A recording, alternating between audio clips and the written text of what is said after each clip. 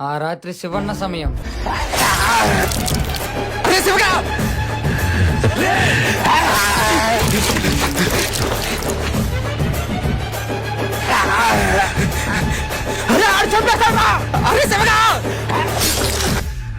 శివగాడ కాదు, శివన్న.